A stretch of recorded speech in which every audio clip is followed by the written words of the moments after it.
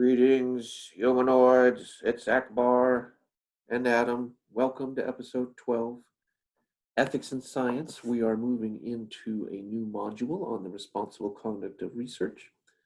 And in this talk, I want to give you a broad overview. I should tell you that for some instructors teaching courses like this, the material here in this module would be the entirety of the course. Incredibly important stuff. I definitely agree with that. I just think there's also so many other important dimensions of ethics and science that this is just one module. So let's jump into it. New feature, actually. Akbar puts our course in context.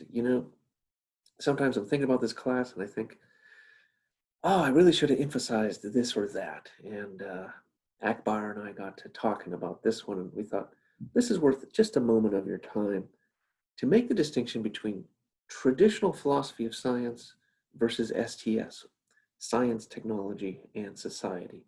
And to let you know that my own personal bias is towards the STS wing of this, that is to see science more in its social context, which partly accounts for why I only have so much time devoted to the responsible conduct of research, because I want to think about more than just doing things right. This is what we'll talk about in our next lecture.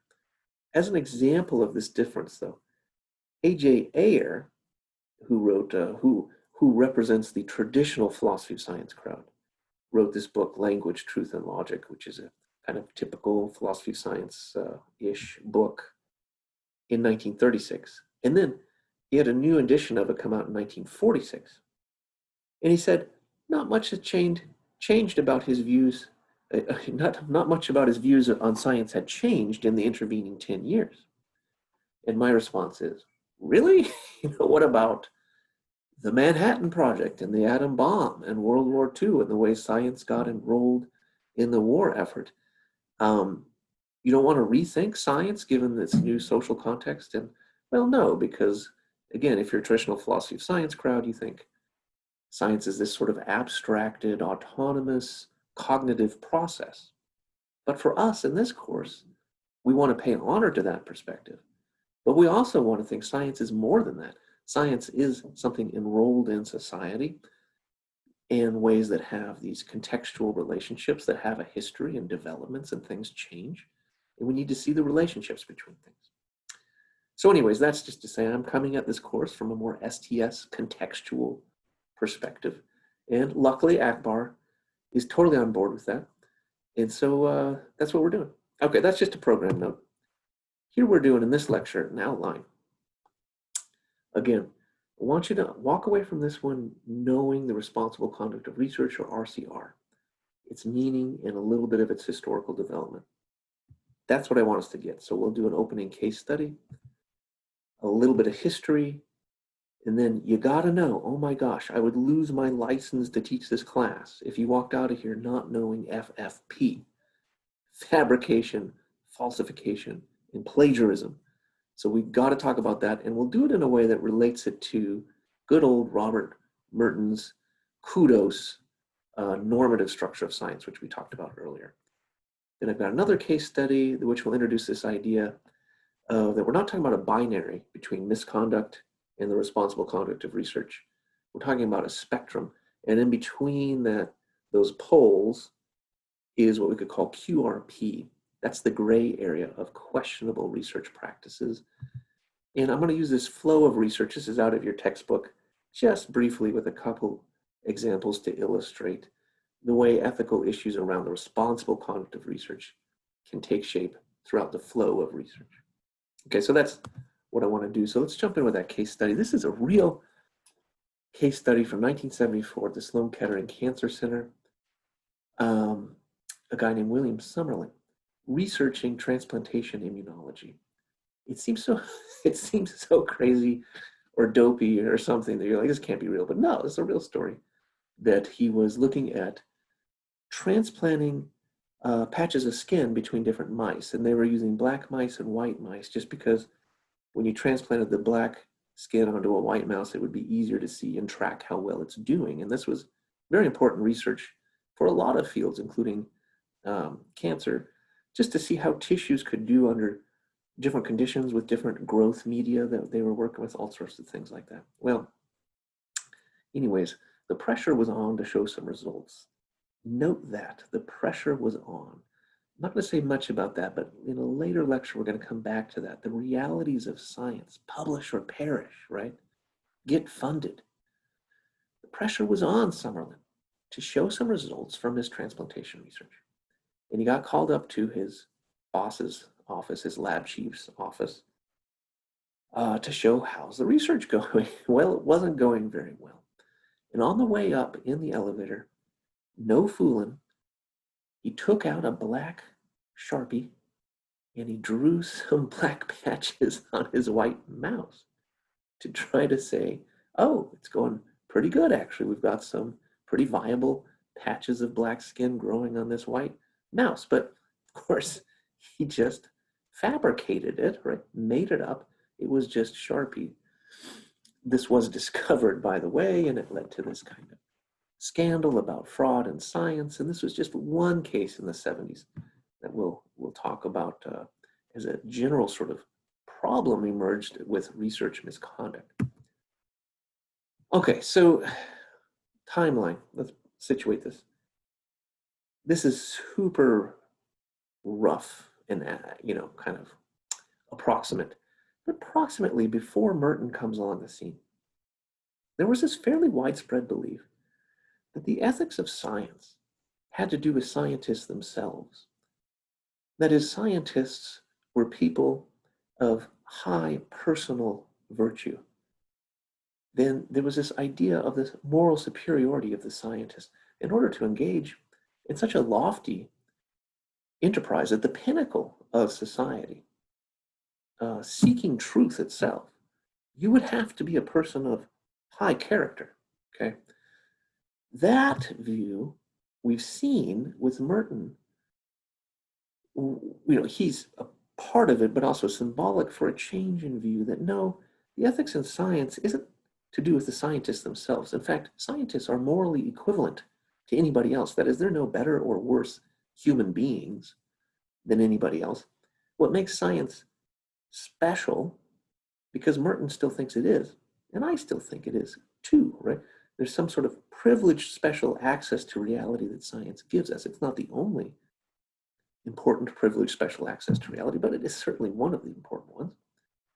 What makes science special, not the individual scientists, but the institutions of science, the norms, the society, the ethos that they share, right? We've already seen that.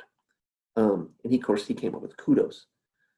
It's the communism or communalism, universalism, disinterestedness, and organized skepticism that forms the normative structure of science, and that is the important ethics of science. Now, we're going to add to that here. So in the 50s and 60s, this ethos of science was largely implicit and assumed, but something was happening here. Post-World War II, science was getting bigger and bigger. Scientific labs were getting bigger and bigger. The conduct of science was turning more into an industry which was more impersonal, a lot more division of labor with these big labs going on. It was becoming a little bit like a Ford factory or something, where everybody kind of was doing their part with their pipettes and their beakers. And this old sort of mentor-mentee relationship, master and apprentice relationship of the older, smaller science was starting to fade away. And the ethos, the norms of that, which were unwritten and assumed, also started to be eroded. So that by the time you get to the 1970s, there's this rash of scientific misconduct cases like our opening case study with Summerlin. And so in the 80s and beyond and up to today, now, this really does catch us up to today, we're in this moment of a conversation about what is the responsible conduct of research, and to what extent can the scientific community police themselves through their own publications and workshops and rules and norms, and to what extent does the government need to step in with its own sets of rules, laws, policies, grant mechanisms, education programs to help articulate and defend the norms that are at the heart of the responsible conduct for research. So hopefully that gives you a sense of where we are historically in time. I just want to finish this up with a couple of notes on that last point about the 80s and 90s being the beginning of this still ongoing government and scientific accountability era. Like, we can't just trust that scientists are going to be of high integrity and not conduct them and follow responsible conduct. We need to have some sort of accountability built into this. Well, one of the things from the scientific community was this publication on being a scientist, which is still a landmark text that articulates by the scientific community, for the scientific community, what it means to be a good or a responsible scientist. The other one, from a government perspective, is the development of the Office of Research Integrity at HHS. This is a US thing. That's where NIH is located. These are just examples. One example of an important publication out of the scientific community, and one example of a federal agency that is responsible for promoting responsible conduct of research and investigating allegations of misconduct, right? Okay. FFP. Now, so speaking of the US federal government, how do they define misconduct? We're going to get to that. Let's build up to it, though. What have we said so far? Science has a normative structure. Living up to those norms can be difficult. Remember my little caveat? They were under pressure, right? Summerlin was under pressure to show results. More on that later, right? So there are norms to science. That's an ideal. Then there's the reality of science, which can make it hard to live up to that ideal. What we're going to say, defining responsible conduct of research in a formal sense, is just simply upholding the norms of science. That would be RCR. That's an American term, primarily North American term. In Europe, they tend to use the term good scientific practice, GSP. We'll use those interchangeably, and in a formal sense, RCR just means upholding the norms of science. Conversely, flip that, misconduct, scientific misconduct or research misconduct, just means violating these norms, okay? So there's a formal definition of RCR on one hand, upholding the norms of science. Misconduct, on the other hand, violating those norms. Now, that doesn't really put any content into it. That was a formal definition. Let's put some content to it now. For the US government, misconduct, that is the violation of the norms, is defined very precisely and somewhat narrowly as FFP. So misconduct is fabrication and or falsification and or plagiarism. So fabrication, I suppose, like taking a black marker onto the white mice and simply fabricating or making up data, right? Just making stuff up. Falsification, when you're doing an experiment, say, and you've recorded data and you say, 10, I don't like 10. I'm going to make that a 5. Okay, you just falsified your data. Okay, plagiarism. That is to appropriate the work of somebody else and pass it off in your name. To take somebody else's work and take credit for it, right? That's plagiarism. These are the 3 cardinal sins among the research community. This is research misconduct. If you're caught doing this on a federally funded project, at least in the US, you could be subject to serious sanctions that could have real consequences for your career. Okay. Note one thing in terms of what's the ethics of this? So much of it hinges on truth-telling and honesty. And again, for the scientific community, a kind of trust but verify mentality that in a way we have to trust people are basically being honest, but we do have the peer review structures in place, and we do have replication, at least in some fields, in place to check each other. Now, I wanted to say something about CUDOS, now we know, and FFP.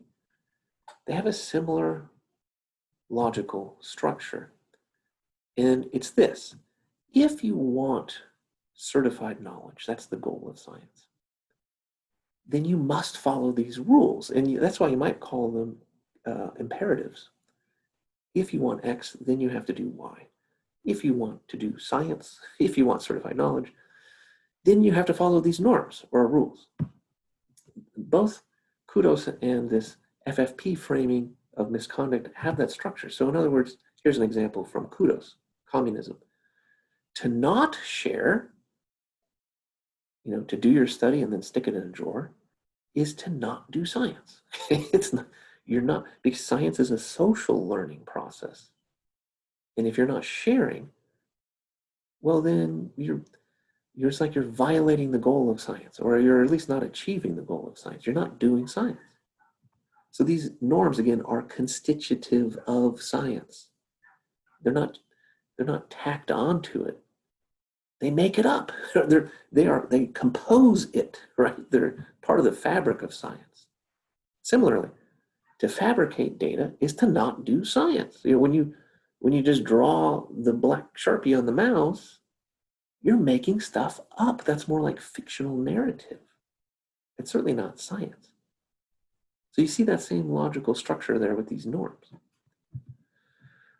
Okay, here's the other case study. I won't read this out, but this is, by the way, this is from the On Being a Scientist publication that I mentioned earlier. This has nice case studies in it. Basically, you have a young graduate student operating, this at this lab where they're looking with, I think, radio telescopes. You can read through this for pulsars. Actually, they weren't even looking for pulsars, if I remember this right. But she noticed something strange, what she first called a bit of scruff in the signal. And then she kind of pieced together this is actually a repeated phenomenon. And Jocelyn Bell eventually helped with Hewish, who was the head of that lab, figure out these are pulsars, which was a major astronomical discovery, which led to the Nobel Prize. Now, who should get credit for that discovery? Well, many said Bell should get credit.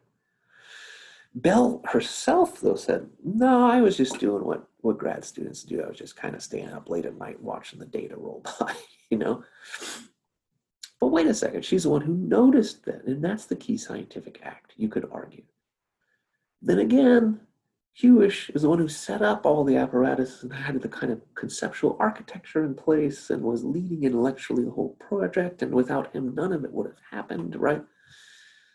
So how do you distribute credit? That seems squishier, doesn't it? It's like a gray area.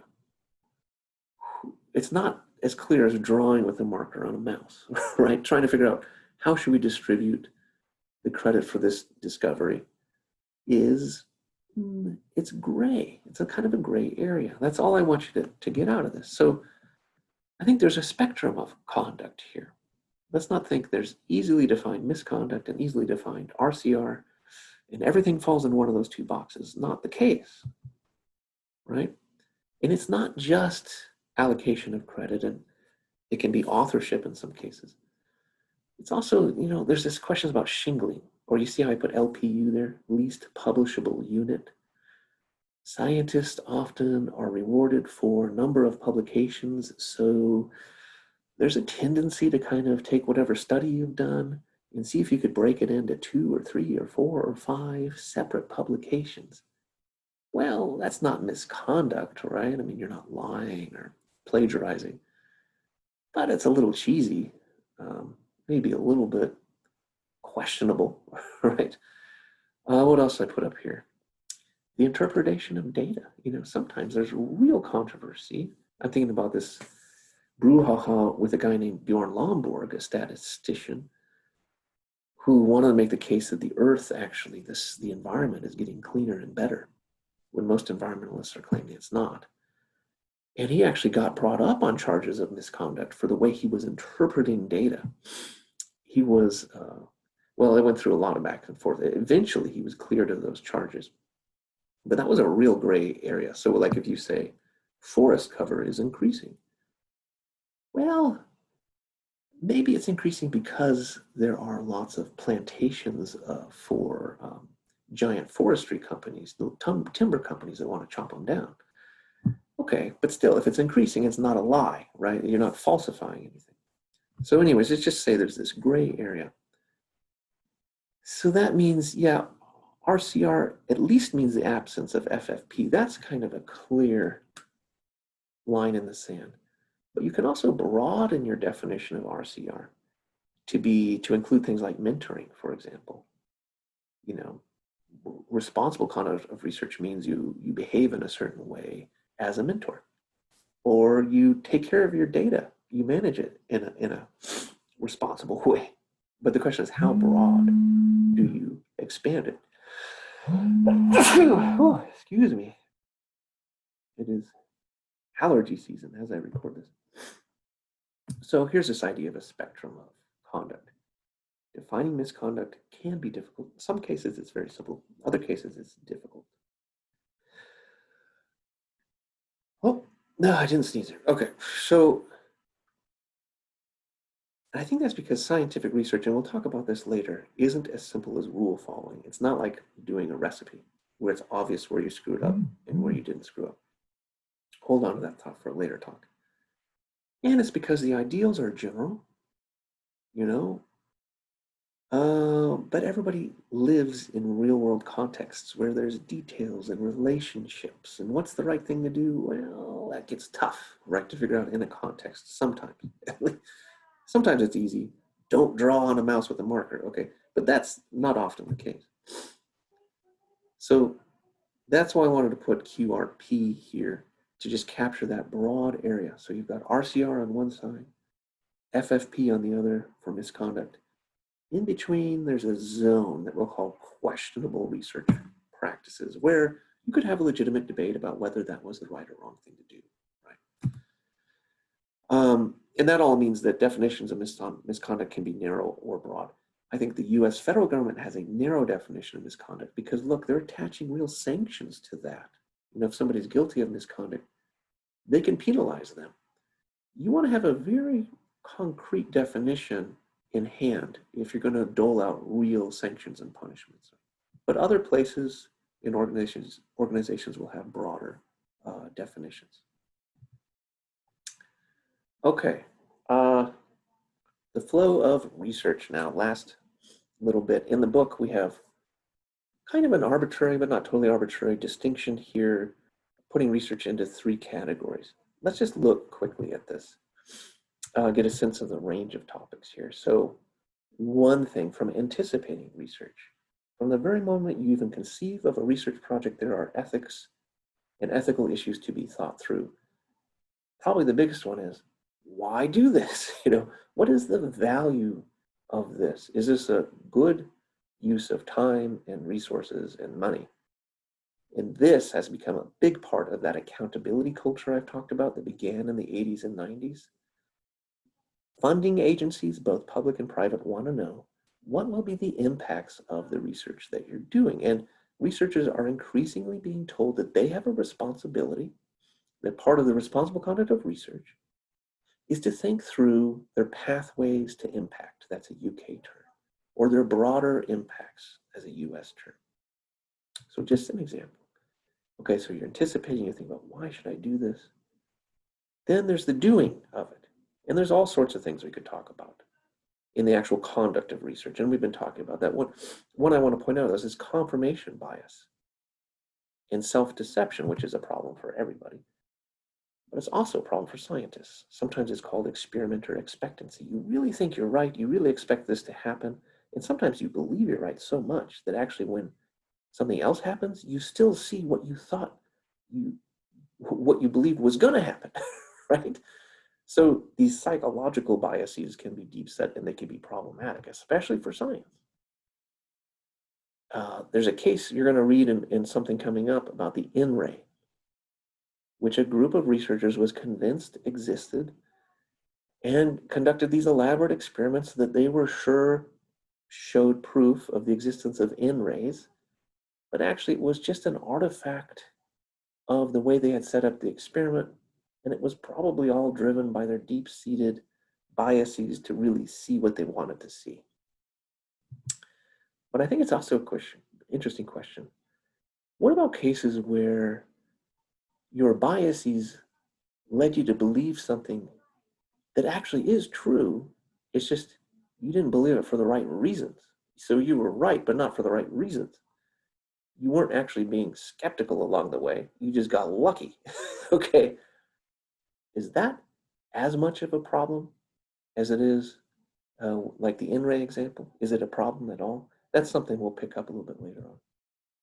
Okay, finally, on disseminating, like we've talked a bit about already, giving credit where credit is due. This is made tricky by the communal nature of science. For example, what about the lab chief who never did anything in particular for an experiment that resulted in a publication, but nonetheless gets listed as one of the authors of that publication? Is that the right thing to do or not? Look, on the one hand, without that lab chief getting the funding to set up the lab, there wouldn't be the publication, right? So yeah, makes sense. On the other hand, he didn't do anything particular with the experiment. So how should individual scientists handle authorship questions? And then more generally, disseminating, go back to communism. Merton very clearly said, if you don't share it, you're not doing science. Well, what about intellectual property? Trade secrets, classified intelligence for the military or for the government in general? Is it really violating some sacred scientific norm if some things are kept secret? Couldn't actually promote more scientific research and development if the researchers are able to recoup their costs through, say, an intellectual property regime? Something to think through. And then metrics of excellence. What are the standards we're going to use to evaluate what counts as good science? Here again, I'm thinking about, in particular in the US, broader impacts. It used to be the National Science Foundation. If you just did good science as defined by peers in that disciplinary community, that was considered excellence. But now, ever since 1997, as part of this accountability culture, you also have to ask, are you doing good things for society and not just good science for scientists? Well, how do you define good things for society? That opens up a whole can of worms about ethics and science, some of which we will continue to get through. Okay, enough of me yakking for now. As Akbar said, spaceships don't fly on fabricated data. Or Yoda never falsified data, so why should you? That's Akbar feeling his oats, being a weirdo, as usual. Next time we'll make the shift from doing things right to doing the right things. Until then, may the force be with you.